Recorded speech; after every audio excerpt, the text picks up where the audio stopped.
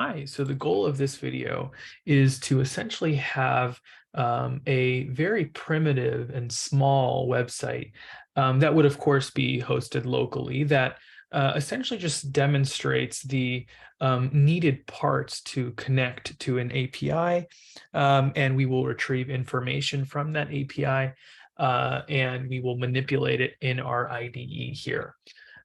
So specifically, that would be a TV search form, which has a search bar. And if we type a title into the search bar, it will go to this website that holds, sort of a repository of titles between shows and movies, and it will extract information from that title that we're concerned about. And so really the first part of this here is really just the HTML page. And in the HTML page, we have two scripts. The first script is for Axios. Now, if you're not familiar with Axios, Axios is it is a library that's often used with JavaScript in order to make API calls. And so if you're not using Node, you would essentially have you would have this link that would let you use the API, or that would let you use Axios as a library. And so really the way to do that is you go to Axios GitHub, and you'll usually see, let's see here. You can usually find the particular link that you would need to have in your IDE. Let's see here.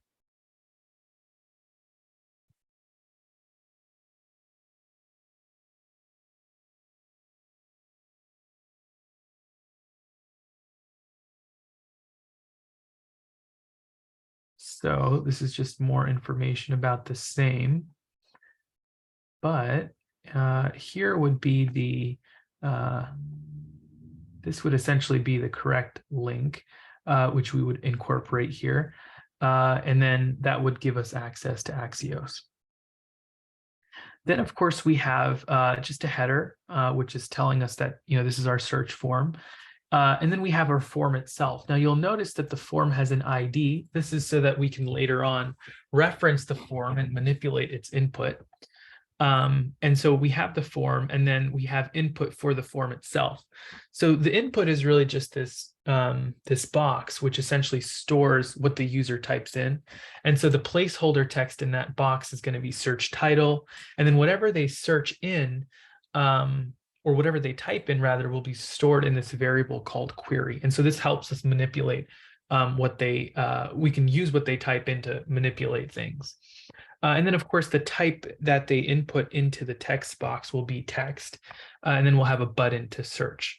And so that's basically our structure here. And then we have our app.js, which actually leads us to our JavaScript. And so that's our way of communicating between our app.js and our index.html. And so on the top here, we have a variable that's storing the form. And so the way that we basically store that form is we use the DOM, right? And the idea of the DOM is that all elements are objects. And if we do document.querySelector and then the ID, something that we've ascribed to a particular element or object, we basically have access to it then. And so this is actually very apparent if we come into the event listener for this form. So we have a form here, and we're adding an event listener. It listens for events. Every time we click submit on the form, it will trigger an asynchronous function to essentially execute a series of steps or actions. And the idea here is, well, the actions that we'll take are as described below, but for now, I want to show you how we can access information from this form. And so if you do console.dir and you just say form, right, which is accessible to us because it was declared outside this function, we can go to, let's see here, we can go to our, we can go to where we have this set up locally, and that should, it's called document. And you can see here that we have our search form, our title, our placeholder text, our input, and then the search button. And so every time we click this search button, it triggers, every time this event is triggered by us, in other words, we click submit, the function gets executed. Now, what does the function do? It logs the form as an object to our console. And so you can see that the form has a bunch of these characteristics, right? These are properties of that form object. And the idea here is that if we go to elements right here, if we go to elements, you can see that, so form.elements gives us everything that we have in here. And so that's apparent if we do form.elements. So now if we click, you can see that we get what we were just referencing, right? And so query is what we ascribe to the user's input back when we were doing the form.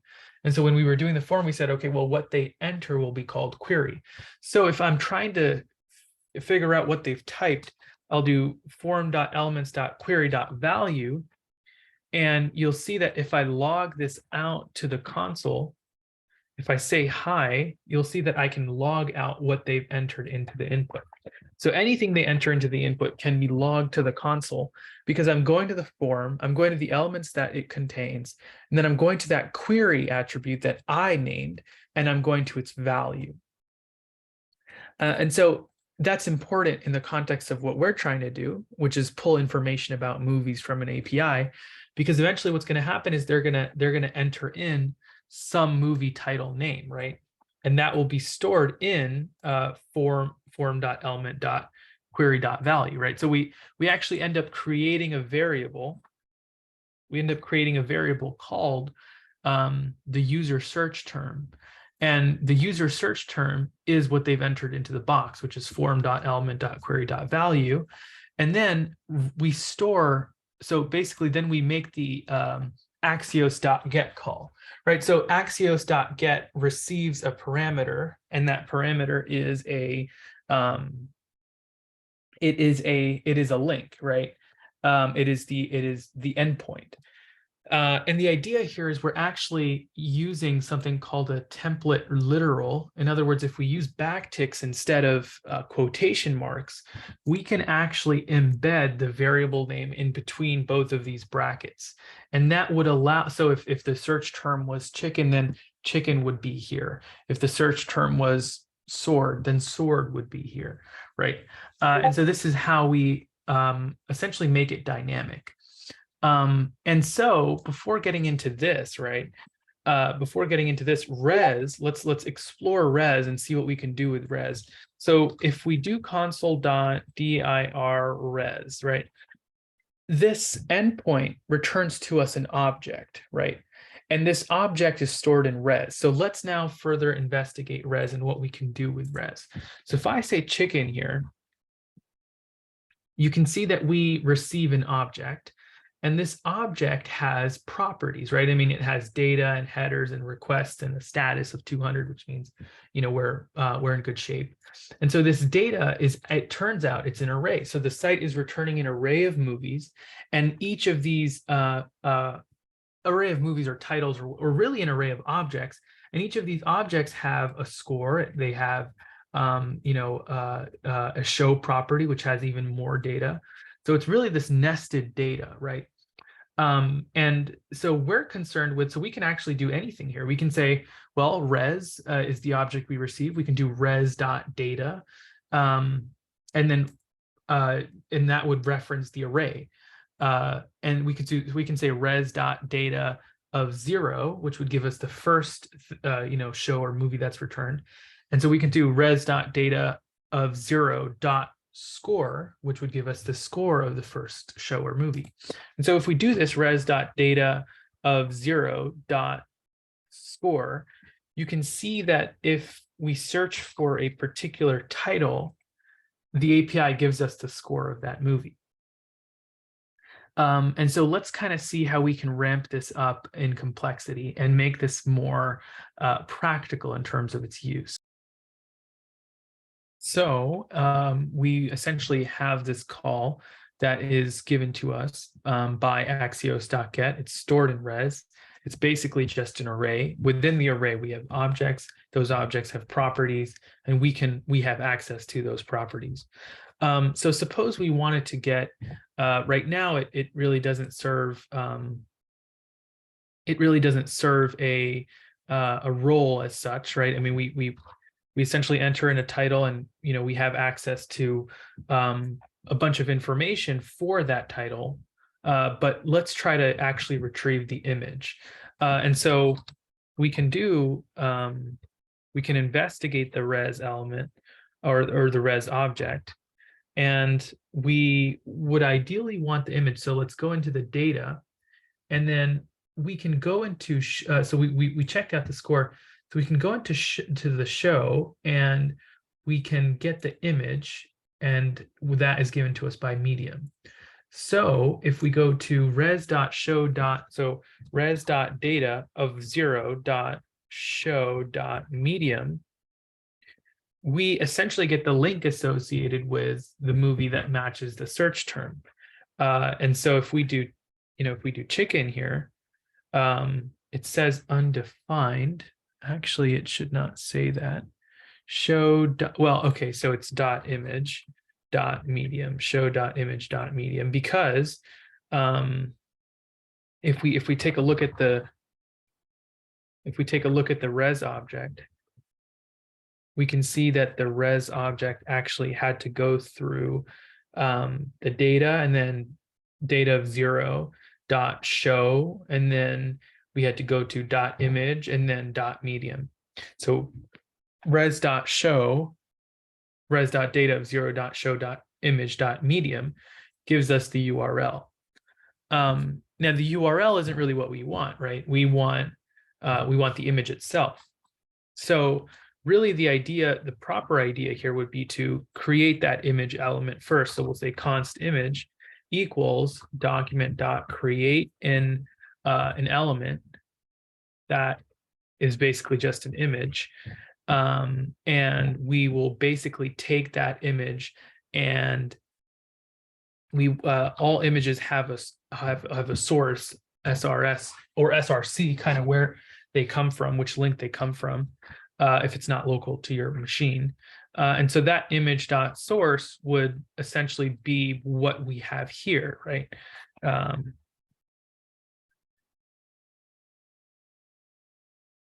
Okay. And of course, this in itself isn't going to attach the image to the screen, right? I mean, we have the image in hand, and but we need to have a way to append it to the screen in some way. And so what you can just say is, you can say, well, I'll take the form and I will append this image to the form every time they search for it. Now, that's not aesthetically pleasing or anything, but it gets it on the screen regardless, right? We can see that we have chicken, or if we say, ghost, you can see that we have another search term that matches that. Or if we say lamp, okay, well, it's saying camp. I guess that's slightly inaccurate. But nonetheless, we're getting a result back. This is more about what they have stored. Probably they don't have something with lamp, so they gave us the next best thing. But we can slightly increase the complexity of this in order to make this even more realistic. And I think it would probably be more aesthetically pleasing if we did this on, if we took the document, which is the whole page, and we took its body, and then we appended the image. This would probably lead to a better result, because it won't obstruct the elements that we already have present, right?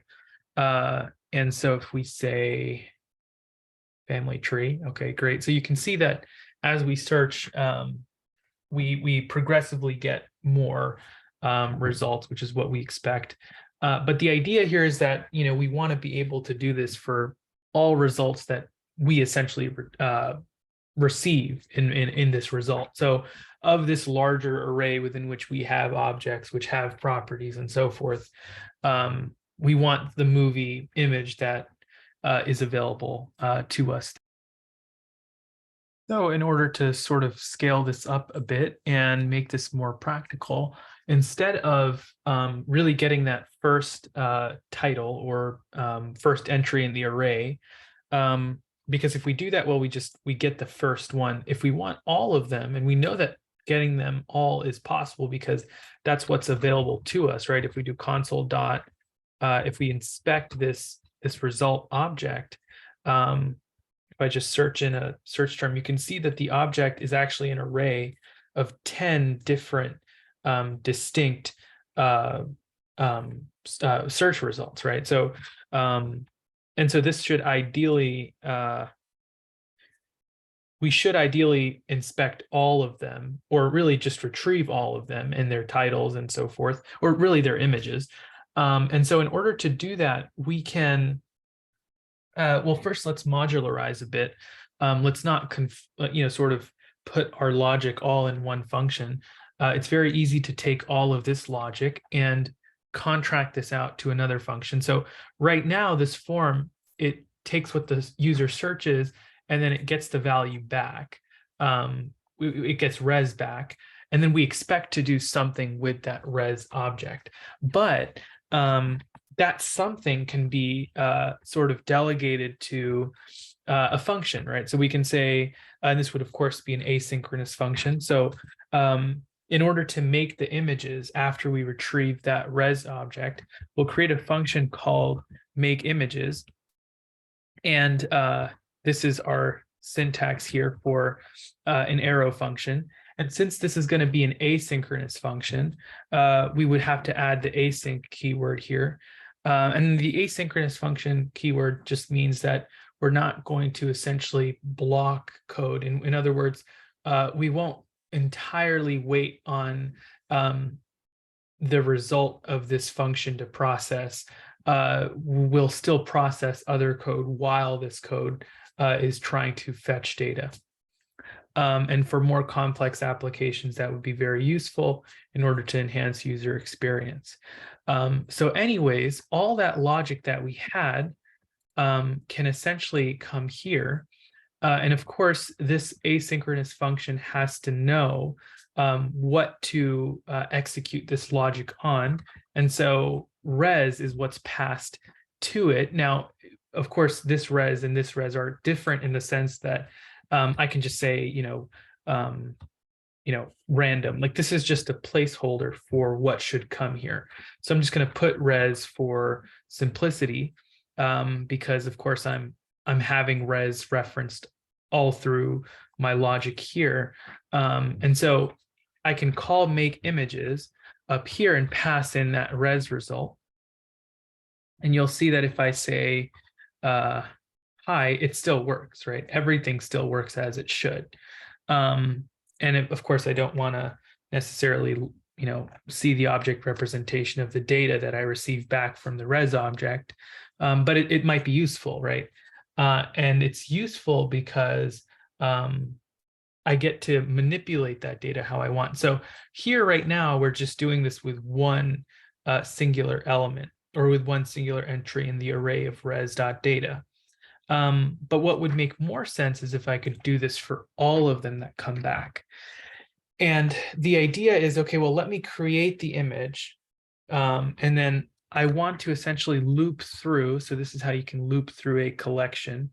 You can say, let, so each result, so this is the name you're ascribing each element in the array.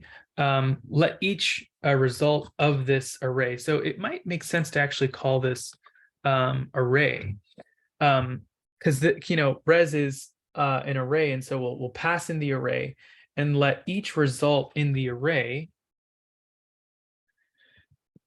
will execute this logic for each result in the array.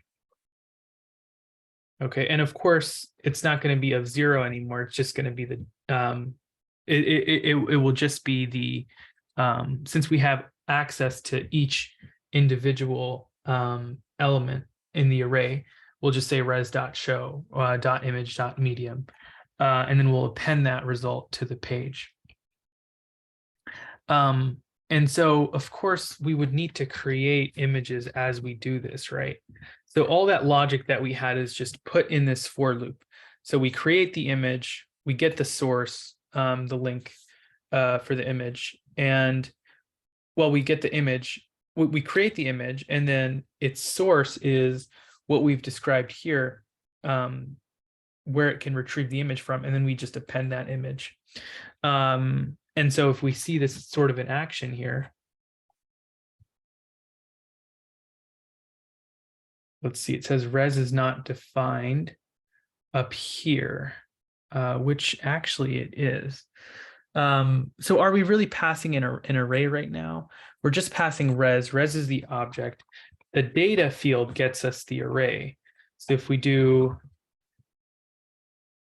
res is not defined, I must have saved. Let's see here. It says it's not defined at make images. So res.data. Yeah, okay, so that's really the problem. And so this is actually helpful, is to get an error here. If I were to do this and I got an error, I can click this and it can tell me in my code what the problem is, where that error is. And it's really here, right? Because we changed it from array, from res to array. So that shouldn't work, right? And you can see we get all of the results that are related to the word hi. And of course, you can see that if we search up chicken, it basically, so let's refresh here first. And let's say we searched up chicken. So we do get results, but we don't get all of them, because it seems that the medium property is null for some of these objects. And so when medium is null, that means that there isn't a medium on some of these. And so it would make sense to say, okay, well, or really there's no link attached to some of them. So we could say that if the res.show.image.medium, if this is fine, right? If this is fine, in other words, if it exists, or if it's true, it's not null, then we can essentially do this, right? Otherwise, we'll just ignore it. And it seems to be the case that we're still processing. So, okay, yeah, it can't read medium, which means we have to make sure that it has, all of them will have images, right? So res.show.image, but some of them don't have links. And so what we can say is, well, res.show.image must exist. And if that exists, then at the very most, we make sure that the image property exists, right? Because for some of them, the medium doesn't. And so really that's the core set of ideas there. And so if the image exists, well, then the medium will, right? And so the link of the image will. So it makes sense that we should check if the image itself exists first. And so if res.show.image is fine, well, then it has a medium property for sure, because it exists. And if it exists, it has a link associated with it. So for some of them, the images doesn't, which is why we were getting that error. And so if we search up something here, you can see that we have our results. And I know we generated an error when we were searching for chicken, and that no longer is a problem. So just to sort of recap here, right, we had our index HTML, and our index HTML has a script tag for giving us Axios. It's accessible without node through this script. We have a header, which is our TV search form. We have our form. The form is described in ID of search form. We have our input, which is responsible for text. It is of type text. The placeholder, which is really just that prompt, says search title. And then whatever they input will be ascribed the word the variable query. And then we have a button for searching. And then we link our app.js. And then, of course, we are able to have a handle on the form by just using a query selector, document.query selector, and then passing in the ID of the form. Then we have an event listener, which listens for an event on the submit event. And then we trigger an asynchronous function, which essentially allows us to execute a set of operations. And the operations are that we store what they give to us, right, through the input box. We were able to figure out where that was stored by doing console.dir, which is the object representation of the form element.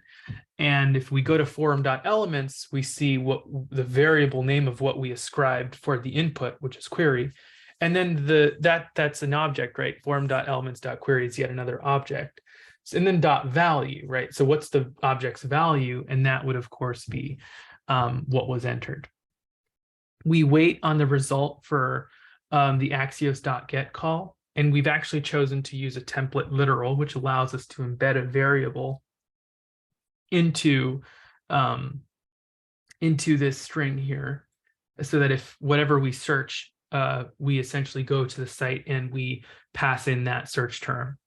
And then we essentially pass in, or that's stored in the res object. And the res is basically an object, and its data field is an array of 10 shows or titles, or really shows or movies. And each of these entries in the res.data array has properties of their own.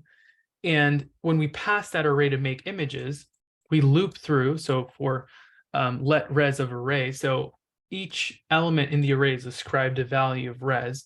So for each element in the array, we basically just we create an image. The image's source is, we go to res.show.image.medium, and then we append that image to the body. But for some movies, the image might not exist. So we have to make sure, well, if the image exists, then and only then can we access the medium property. And so if it doesn't, well, we just ignore that case, which is how this essentially works.